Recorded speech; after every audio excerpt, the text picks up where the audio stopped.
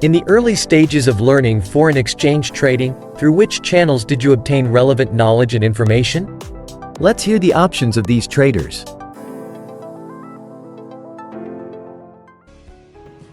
Hey guys, this is Chandan Gupta. I still remember that in my early days, I studied first book, Trading in the Zone by Mark Douglas. And the second book was Market Wizards by John D. Swagger. These two books actually helped me out with a lot of learning of institutional trading and a lot of price action was which came out with these books.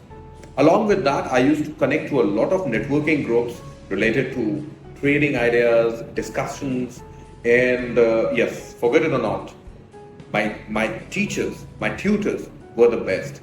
I really worked hard on finding the best teachers and learn the best from them. I hope you do the same. Thanks. So in my early stage of Forex trading learning, most of my knowledge I harnessed from YouTube and Twitter. I follow several so-called seasoned or professional traders, and I try to learn from their execution, from their explanation and their sharing. I would say 80% of the time I learn from YouTube. I do not read that much books except for Mark Douglas Trading in the Zone. Other than that, I do not take much knowledge from the books. I study more from YouTube. In specific ICT, Inner Circle Trader, Mr. Michael Houderson, which is the SMC founder. So that is where I get my knowledge. The first stages of my journey, which is the learning curve or the learning part, was not an easy one, as I did not have any educators, I did not have any mentors, I did not have any guidance at all. Everything that I know about this industry was actually self-taught.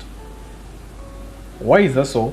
Where I come from, nobody talked about trading, nobody knew about trading, even now nobody knows about it, and it was very difficult to find a community or people that could help you.